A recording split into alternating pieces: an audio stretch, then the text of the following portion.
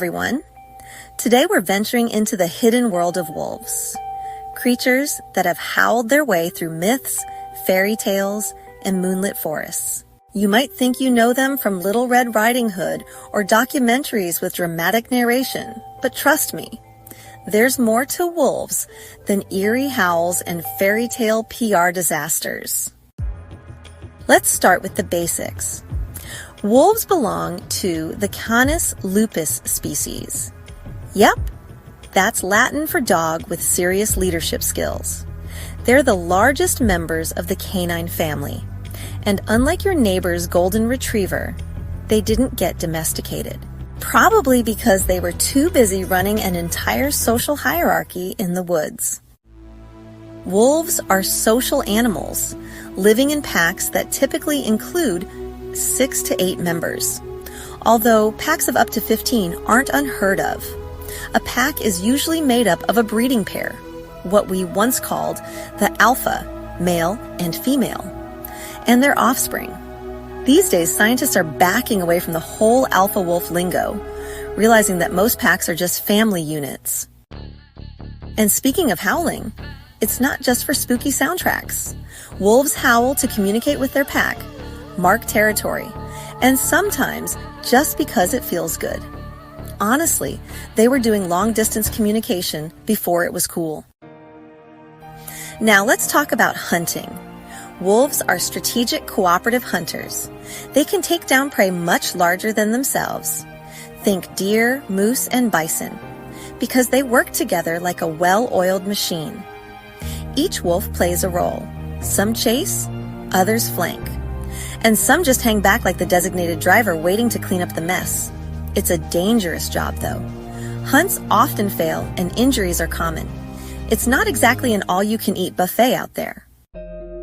Wolves have an incredible sense of smell, about 100 times better than ours, and can hear up to 6 miles away in the forest. That's impressive, though maybe a little unfortunate when your packmate hasn't brushed their teeth in ever. Their territories can span hundreds of square miles, and they patrol it regularly to keep rivals out.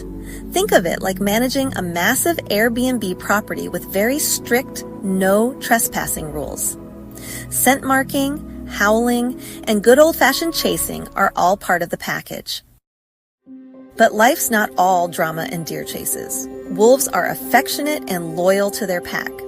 They cuddle, they groom each other, and they play. Yes, full-on wrestling matches, tag, and even hide and seek. It's basically a wild version of family game night, minus the Monopoly arguments. Of course, wolves have had a rough time thanks to humans. For centuries, they were hunted, poisoned, and driven out of most of their range. By the early 20th century, wolves had disappeared from most of the U.S. thanks to bounties, fear, and a few too many bedtime stories that painted them as villains. But here's where it gets hopeful.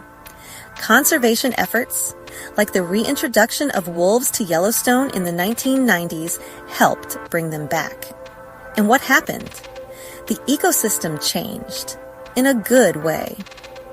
Elk populations, which had been overeating young trees and plants, were kept in check. Rivers even changed course as vegetation returned. Wolves literally reshaped the land. Talk about being overachievers. Still, wolves remain controversial in some areas, especially where livestock is involved. It's a tricky balance.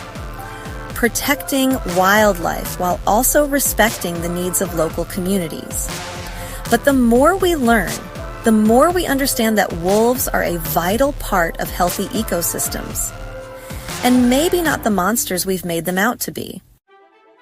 In fact, they're more likely howling to find each other, say back off to neighbors, or just syncing up like an a cappella group with fur. And let's bust one more myth while we're at it. Wolves rarely pose a danger to humans. You are more likely to be injured by a vending machine than a wild wolf. So next time you grab a candy bar, be careful. The wolves are off the hook. So, what's the hidden world of wolves really like? It's complex. It's social. It's filled with loyalty, strategy, and a lot of howling. Wolves are intelligent, adaptable, and deeply misunderstood animals. And the more we uncover about their lives, the more we realize that they're not villains in the forest. They're keystone species and essential to keeping the wild world in balance. Thanks for watching.